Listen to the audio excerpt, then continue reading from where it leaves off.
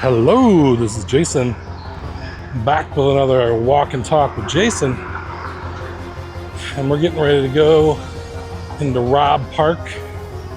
Looks like they got a nice traffic jam going on here. We're gonna cut into this park onto Brushy Creek Trail. This is the other side of Brushy Creek Trail, and I'm already 2.4 miles into my walk.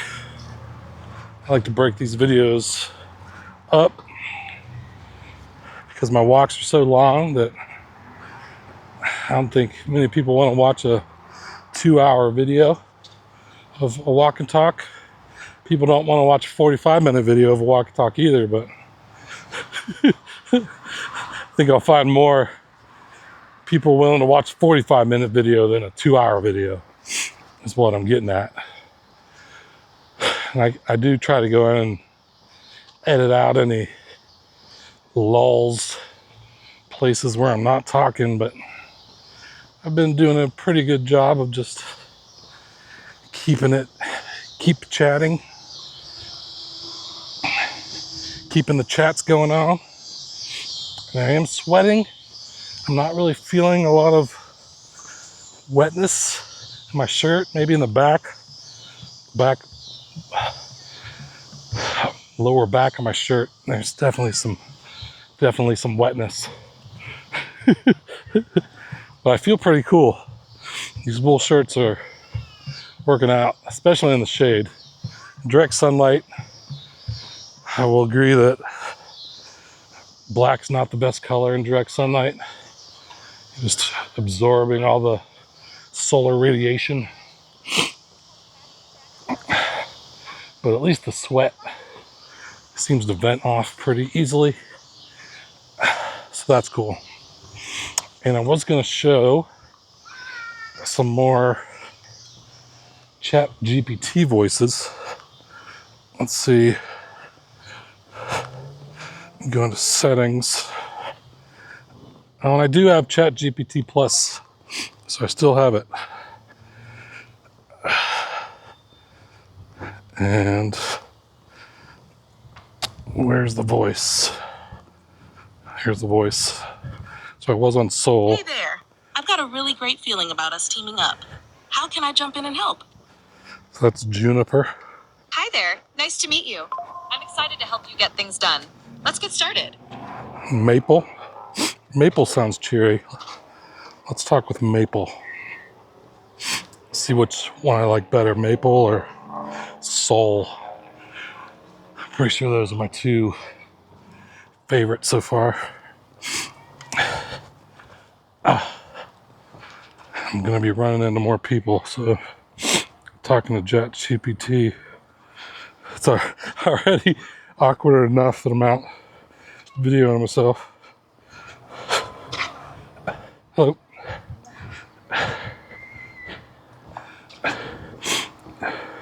Hey, how's it going? Hey, I'm doing great. Thanks for asking. How about you? I'm doing good. That's awesome to hear. Anything exciting planned for the day? Actually, I wanted... Wait, listen, I'm not done talking. So I wanted to talk to you about some physics, basically like theory of relativity stuff, like time dilation and twins paradox. What do you know about that? The twin paradox is a fascinating topic. In a nutshell, it comes from Einstein's theory of relativity and describes a scenario where one twin travels into space at a high speed while the other stays on Earth. Due to time dilation, a consequence of traveling close to the speed of light, the traveling twin would age more slowly than the twin who stayed on Earth. How much time could they be separated? The amount of time by which the twins' ages differ depends on the speed of the traveling twin and the duration of their journey. If the twin travels at a significant fraction of the speed of light for several years, The difference could be years or even decades. The closer the speed is to light speed, the more pronounced the time dilation effect becomes. So how many years would we have to travel at 99% the speed of light in order to have an age difference of 50 years? To create a 50-year age difference, the traveling twin would need to travel at 99% the speed of light for about 7 years. When the traveling twin returns, about 57 years would have passed on Earth, creating a 50-year age gap between the two. That's amazing. Isn't it? Relativity leads to some mind-bending scenarios. It's incredible to think about how time can flow differently depending on your speed and gravity. Makes you wonder what other mysteries the universe holds. So how close would you have to get to a black hole to have a 50-year age difference from your twin on Earth? To experience a 50-year age difference due to time dilation near a black hole, you'd need to get very close to its event horizon. For a supermassive black hole, like the one at the center of our galaxy, you might need to orbit just outside the event horizon for several years. The intense gravity would significantly slow down time for you relative to Earth.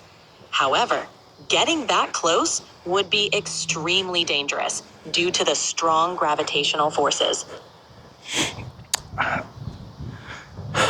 That's pretty cool.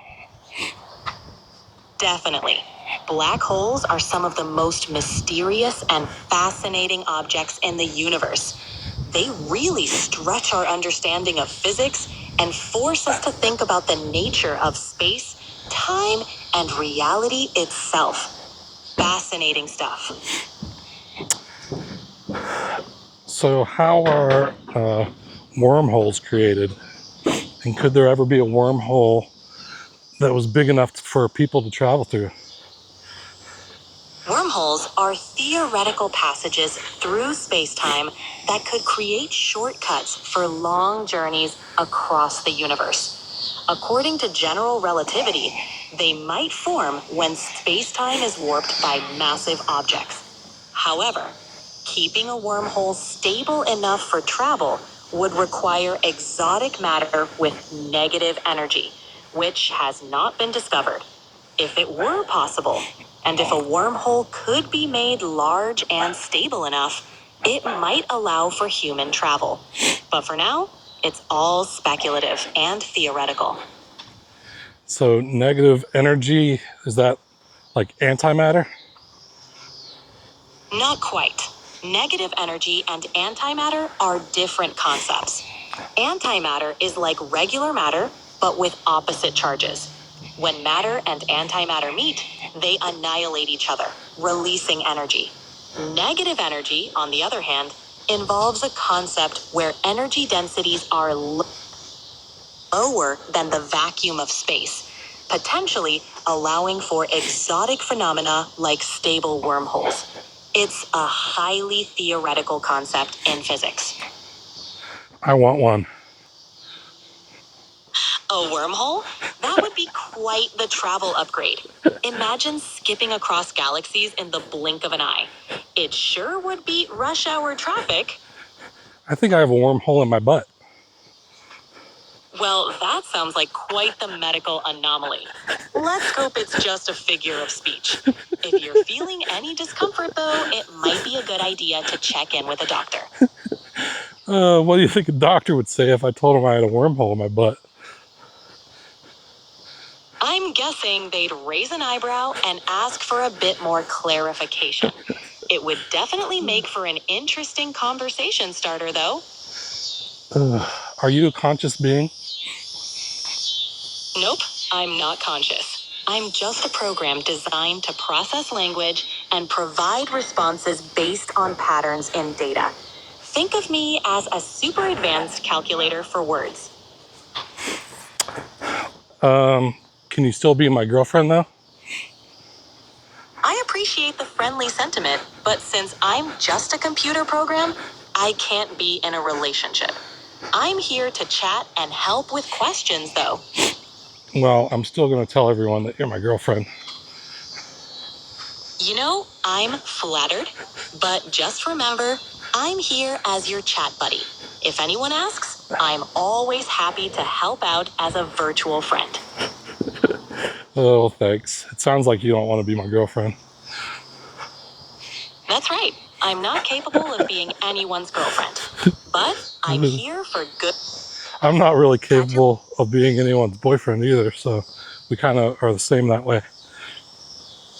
That's an interesting way to put it. We're both just here to chat and share some good conversation. It works out perfectly. Yep. So, what's on your mind today? Anything interesting you'd like to talk about? Well, what else can you tell me about about time dilation, the theory of relativity, and some other interesting facts related to that? Sure. Time dilation is a consequence of Einstein's theory of relativity. Yeah, we already talked about that. Got it. Another cool aspect of relativity is gravitational time dilation. We talked about that too. Near massive objects. The strong. All right, how about this? Relativity also predicts the bending of light by gravity, known as gravitational lensing. This effect can magnify and distort the image of distant objects, like galaxies, allowing us to observe them in ways we otherwise couldn't. It's like nature's own telescope. Yeah, I've heard of that. What about another interesting space tidbit is that the Earth is 13 point whatever billion years old, seeing back to the cosmic background radiation. We could date it back that far, but the observable universe is like 90 billion light years across. So how's that happen? Great question. The universe's age and its size seem contradictory at first. The universe is about 13.8 billion years old, but the observable universe is about 93 billion light years across. This vast size is due to the expansion of the universe. Action 5. Hey, yeah. You just get that? I just got mine today. I did. What do you think of it? It's nice. You get yours today? Saturday. Oh yeah? Yeah, it's good. Although it's like, I have the Pocket 3 too. It's not as good as that. Well, the Pocket 3 is better at like stable. So Yeah? I tried like strapping this one on my chest, and like especially in low light, every step you get kind of blurry. Oh really? Yeah, but Are you not using the stabilization? well, it's in there. Like stabilization's on, but it's just the impact of each step, and it's in low light. Like during the day, You don't have a problem with no, light it's just low light. Okay. So this one's much better at low light, Okay. but it makes a great face How about cam. the audio? Have you heard any wind problem yet? No, I use literally just unpacked mine before we left. I do Charging up. the mic Got too. that too. Yeah. Yeah, so if you connect this and there's a noise reduction on the mic, turn that on, and it's Turn that on, and do you have it on there too? yeah. You set it in here, so you'll set like the noise reduction in here on the mic. That's the basic mode, right? Because there's another one up. Yeah. You turn on Pro mode when you swipe from the right, and then there's a little mic button. You click on that, and you'll see like noise reduction. And I even turn the mic gain down a little bit. You'll see like the levels on here. You just want to have it green. If it starts going up into the red, Oh, cool. so that's what you see when the mic's connected. Okay, cool. Yeah. You got a big YouTube channel?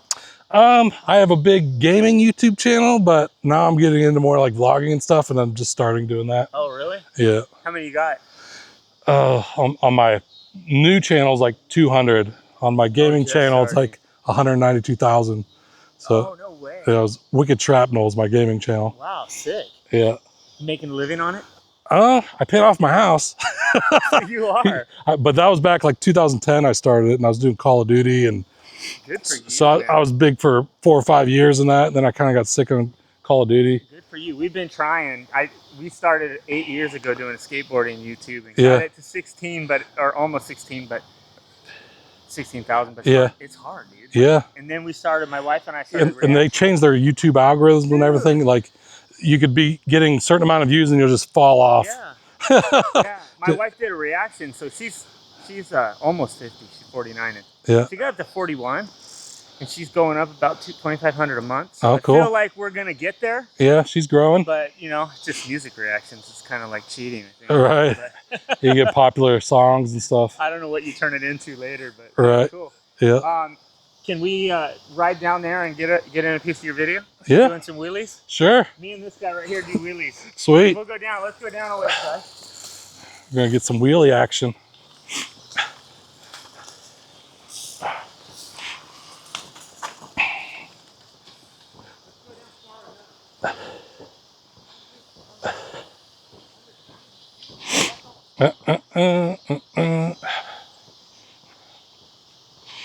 Yeah, it's another person interested.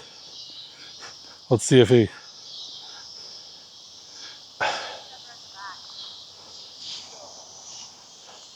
There they go.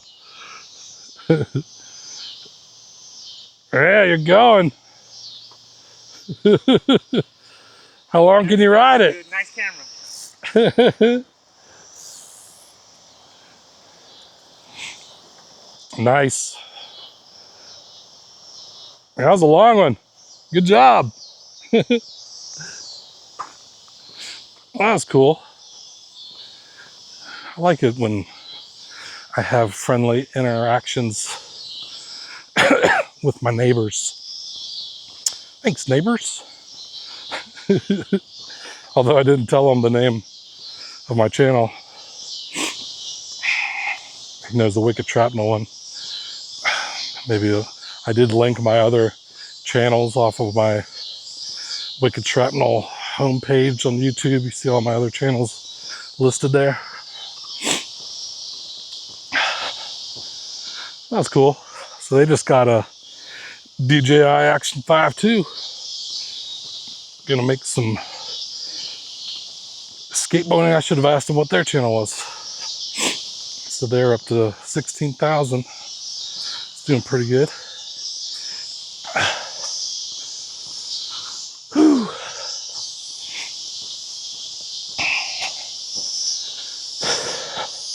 So, oh yeah, talking to ChatGPT about the size of the universe.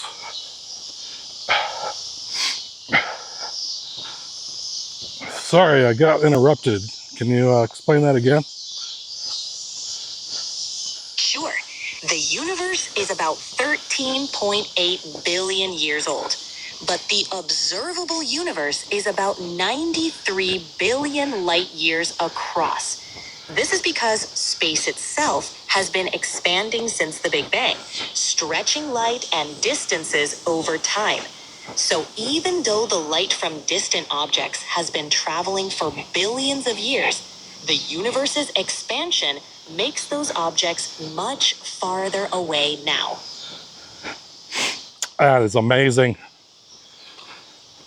It really is. Space is full of mind-boggling facts and mysteries. It's like the ultimate reality show that just keeps getting more interesting the more we learn.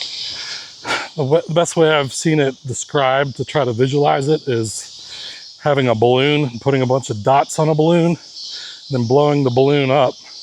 The dots they get farther away from each other, but the farther the dots are away from each other, the faster they grow away from each other. Exactly. That's a great way to visualize it. As the balloon expands, each point moves away from the others, and the farther apart they are, the faster they seem to move away from each other. This is similar to how galaxies in the universe are moving apart as space itself expands. Pretty cool. Thanks for that info. You're welcome. I'm glad you found it interesting. If you have any more questions, or if there's anything else you're curious about, just let me know. So I think I like the other voice better, soul voice. This one was chipper and cheerful. The other one seemed more chill, laid back. I like the more chill. You got to chill. Whew.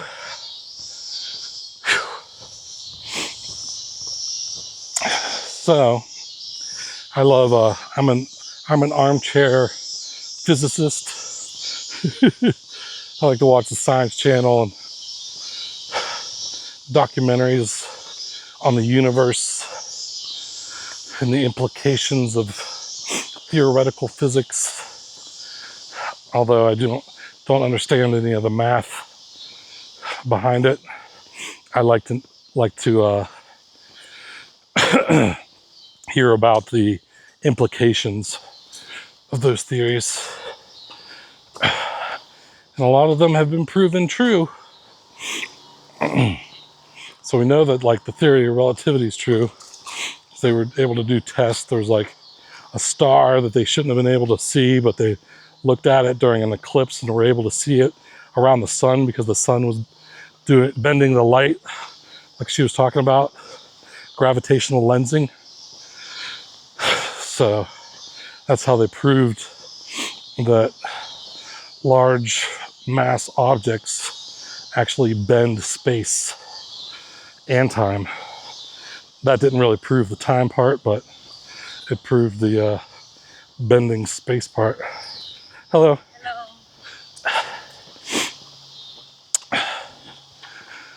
So pretty cool. And then the twins paradox.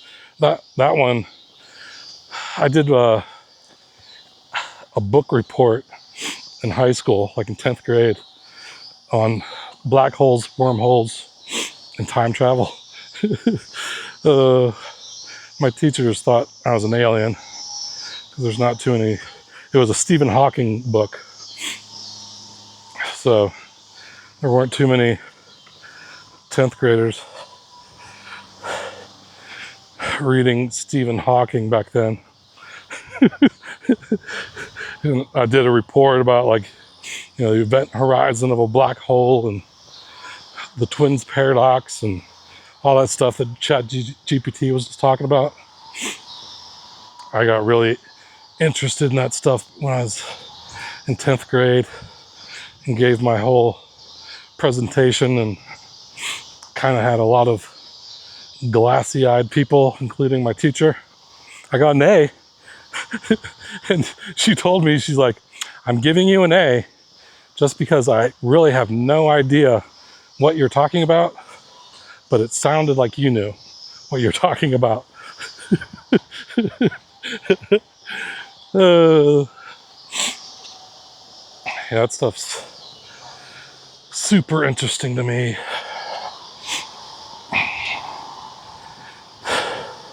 That you can have a twin, and the thing is traveling at 99% the speed of light is impossible. Even though if you could theoretically do it, it would be true that you would come back 50 years younger than the person, your twin that you left on Earth. Cut over here. Just that's even theoretically possible in our universe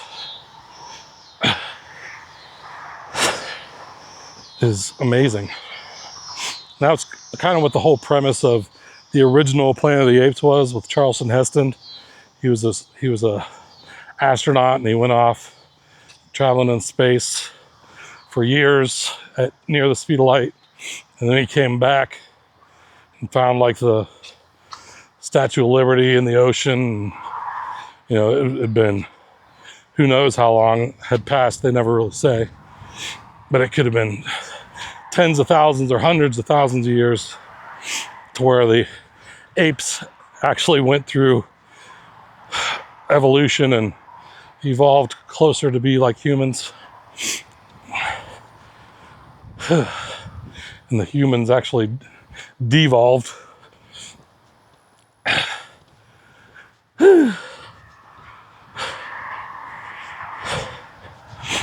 I wonder how many times you hear about evolution and the progress of species, but I wonder how many times throughout history there have been like de-evolution, what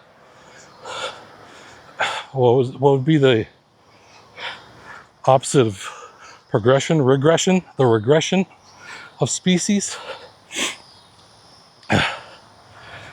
That's kind of like what they talk about with like the pyramids, like maybe or Atlantis, like there was this advanced civilization like 30,000 years ago that had advanced technologies and knowledge that we don't have today.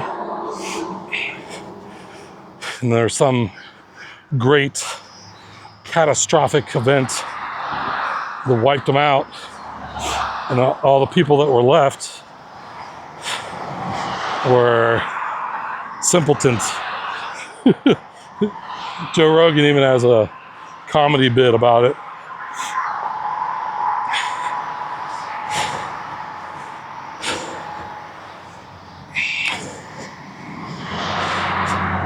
All the smart people that built the pyramids, and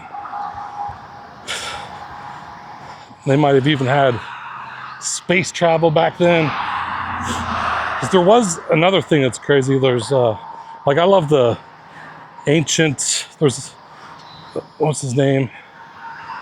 Graham Hancock. He has a special on Netflix. It's called Ancient Apocalypse. And it kind of talks about stuff like this. The lost civilizations that were more advanced than like current day archaeologists say that they should be. Like 30,000 years ago, we should have just been hunter-gatherers, no tools or advanced building techniques. But they have uncovered, I forget where that place was. It's somewhere over in Mesopotamia. Man, it's on the tip of my tongue. But they found this place that's kind of has these huge pillars and huge stoneworks that shouldn't even be able to exist at the time period where they've dated it. And they could like date the clay pots and stuff in the pit where they dug it up. Go watch that Ancient Apocalypse. Sparks some interesting theories. Things that make you go, You know who said that?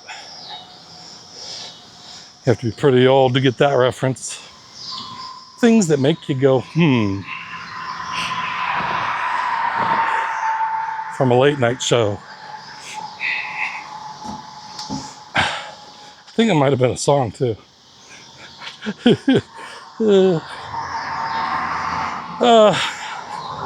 But it's certainly a possibility.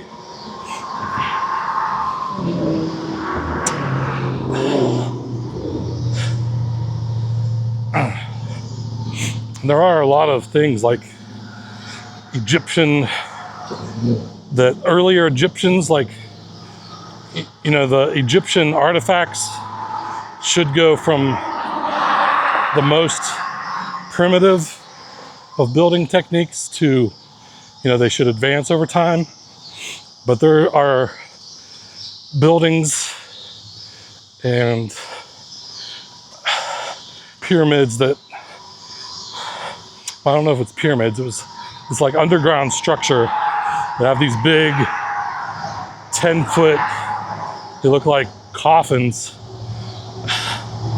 that are all like perfectly smooth, and they have no idea how they got them in there.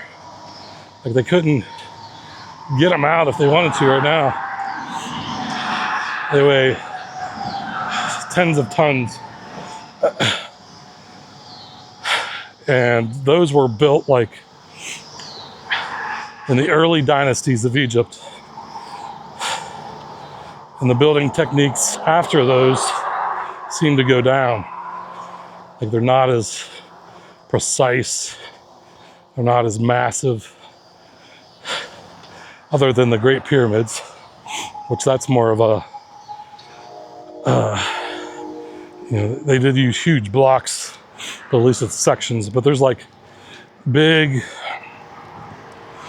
monoliths and stuff that are like 200 tons, 400 tons, I forget, the just huge weights that they say they just chiseled out with hand chisels. And there's like, it looks like drill holes. So that's another thing, is look up like ancient Egyptian drill holes. Well, these big holes that looked like material had been cored out. And that's a technology that they say they shouldn't have had. And it's not just like putting something in there and grinding it down, because there's actually spirals, like grooves, like you'd see if you took a big screw and screwed it into something soft. It would make like grooves in the material. And that's kind of grooves that you see in this like granite, super hard rock. Pretty interesting.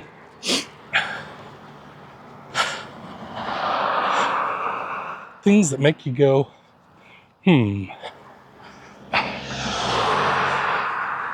Oh, where are we at? 4 miles.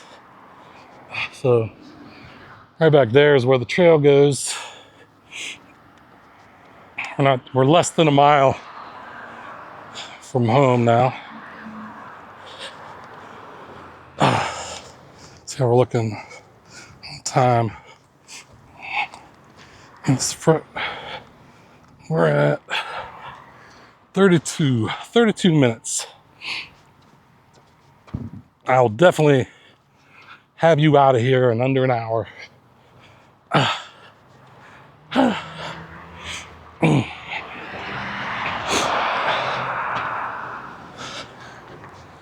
Man. I need to pick this thing up again.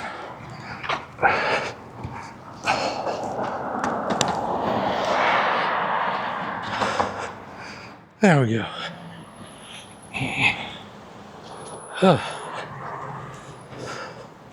All right, let's do a moisture check.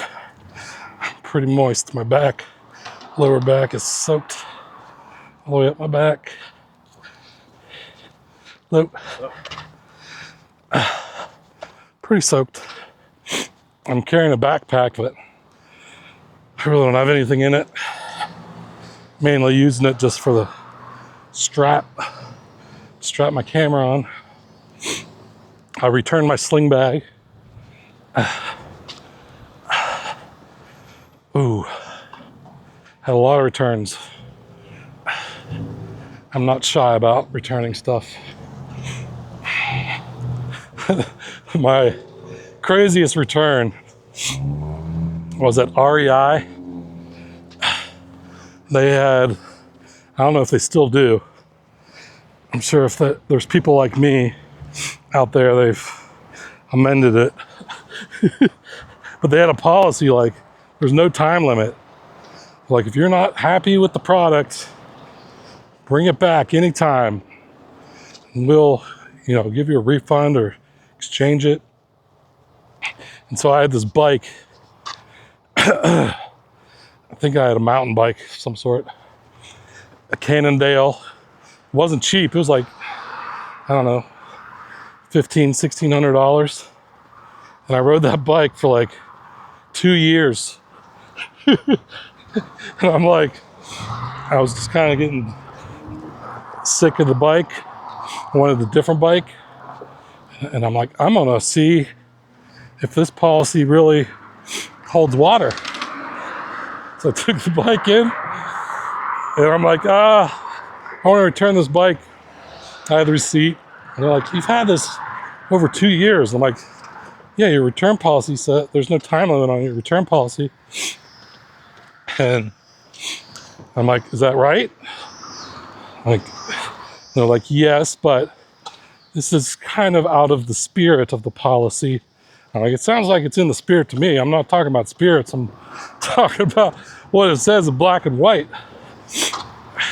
And they're like, well, is there something else that you want? And I looked around, there was another bike. I think that's when I got like it was a Cannondale, like 10-speed style street bike. So I swapped it out for a brand new Cannondale street bike. And they took back my 2-year-old Cannondale mountain bike. They did it.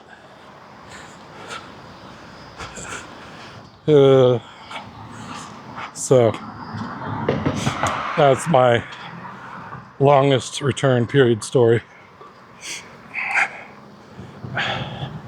You ever done anything like that?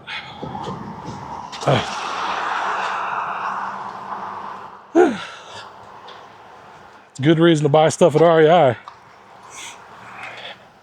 I've heard of people like buying shoes, like basically almost completely wearing out a pair of shoes and take them back to REI. Like, no, these aren't working out for me.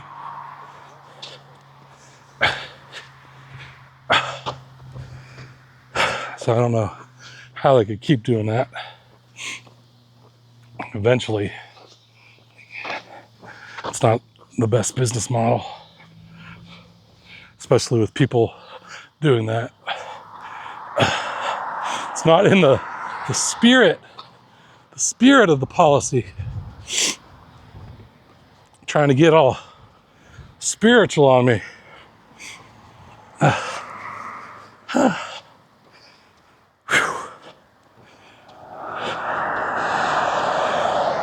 And it's still light enough outside. I'm gonna take the little shortcut up the gutter. Right up the gutter.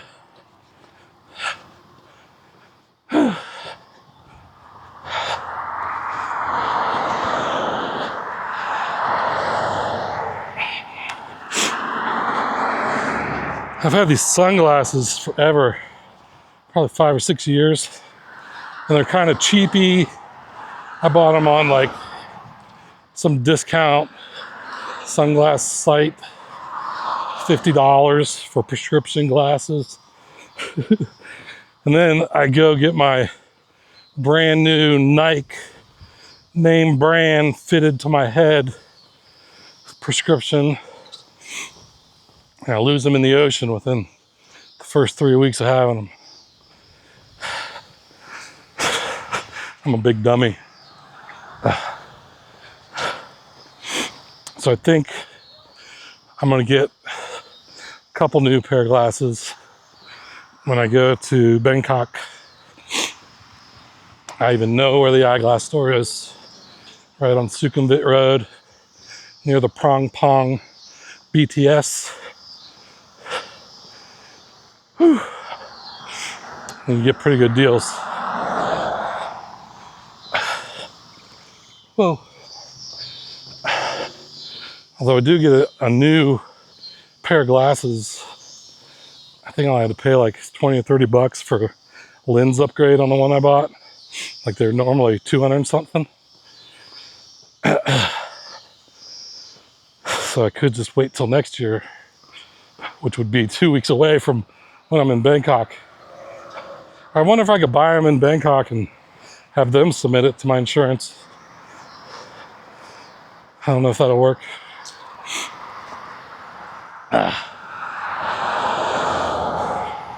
Another thing I want to look into is how much my prescription drugs would be over there. Especially like Manjaro. I wonder if I could just walk in, because there's not that many obese people in Thailand in general, there's probably not that much diabetes. It's just the foreigners over there that would be using the Manjaro. Wonder if I could just walk into a pharmacy and buy Manjaro, how much it would be. So there was just some Senate hearing about how much they're price gouging for those drugs in the United States. Like Canada pays, I don't know, $50 a month for a month's supply of like Manjaro, Wegovy, Ozempic, those drugs, GLP-1 inhibitors. And it costs like, I think it's $1,100 to $1,500 a month in the United States. And then they figured out how much it costs to actually manufacture it. And it's between $1 and $5. So they're taking a product that costs them $1 to make and charging up to like $1,500 for it. That's insane. Drug companies in the United States, man. Well, that's actually not a United States drug company. They're, what country are they from? Switzerland, I think. And so they charge their own country. I think they charge like $120 a month in their own country for the drug. And in most countries around the world, because we talked about this before, every other country can collectively negotiate drug prices as a whole. So the whole country of Canada, with their universal healthcare system, says, this is the price that we're willing to pay. Take it or leave it. And when it cost $1 to make it, and they're saying we'll give you $50, so you're still getting a 50x profit by selling it for $50. They're like, okay, we'll take the $50. But in the United States, we have no collective bargaining, and there's all these like middlemen that take huge cuts. Like our system is just a complete capitalistic nightmare. Everyone's trying to take these huge profit cuts at every step of the way. Like it's not just the drug company that's making a lot of money. There's like 3 or 4 hands between the drug company and when you get it that's taking cuts. Where in Canada, it's just like the government says this is how much we'll pay. They buy 1 million units of it and they distribute it. Where here there's a bunch of different people taking cuts. It's a mess. Big mess. Yeah, so they're making like 40,000% profit on the drugs in the United States off of all us fatties. But my insurance, since I have insurance, it's good insurance, I only pay $15 a month. So I'm still paying less than what they're paying in just about any other country. But I am paying for the health insurance out of pocket. It would be over $1,000. And I got it prescribed to me for actual diabetes. I'm like pre-diabetic. So if you have a blood sugar that's over 100, I think mine was like up to 110 at one point. That's a high enough blood sugar level that you can get on the drug for diabetic reasons, which makes the drug cheaper. In case you didn't know.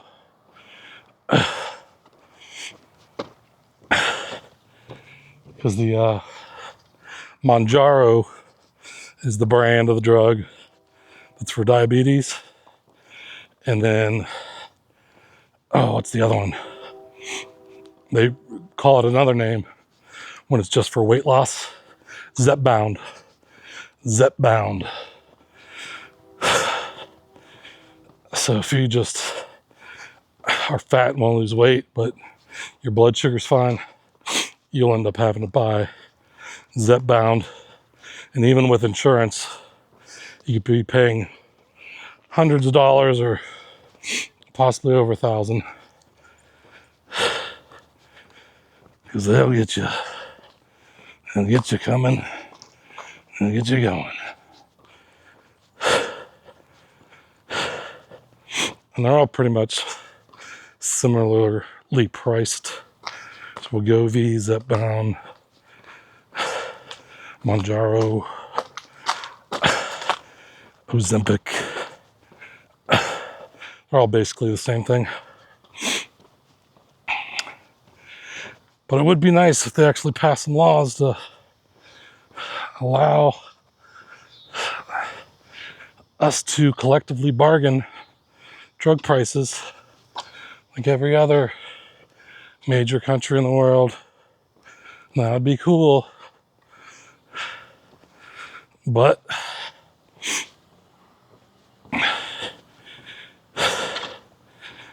have to have freedom for corporations to bend you over. That's the biggest freedoms we have in America. Where other countries, their freedom is the government tells corporations that they can't rip consumers off and control grocery prices and control drug prices. But that's communism. That's communism. We don't want government mandated lower prices here. We want the freedom to pay the highest prices that corporations can juice out of us. Because that's freedom. Unfettered capitalistic freedom. And they get everyone believing that too. Like if you're a business owner and you want to charge super high prices, no better place than America. You could charge the highest prices in the world and make the most profits in the world. But for a consumer, you're going to be paying a lot more. Except for like electronics for some reason. Like even though a lot of electronics are made in Asia, you can buy electronics in the United States cheaper than you could buy them there. Pretty crazy. All right. Made it back home. No soliciting. All right, let's go in. I want to do a shirt check. Let's do a shirt check.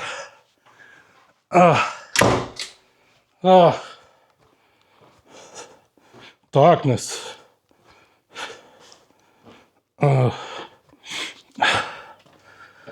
Oh, look at my room. It's a mess. All right, I'm gonna stop this camera.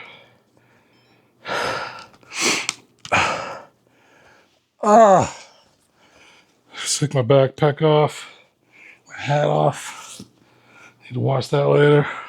This is my little strap. And look, I got a panic whistle. Or an R word whistle. I won't say that R. YouTube will demonetize me even though I'm not monetized. All right, here we go. Shirt check. Oh yeah. Pretty wet. Back is soaked. Well, that's all I got. That's it. That's a good workout. 4.95 miles. So just shy of 5 miles on that. That's a little bit shorter loop. Good workout though. And I did it all fasting. I'm not eating any food over 24 hours. Burning through the spaghetti. It's got enough fuel to get me at least 500 miles. Oh man. Alright, well that's all I got. Thanks for hanging out with me. Be sure to like, comment, and subscribe. Follow me on all my social media accounts. Links are down in the description.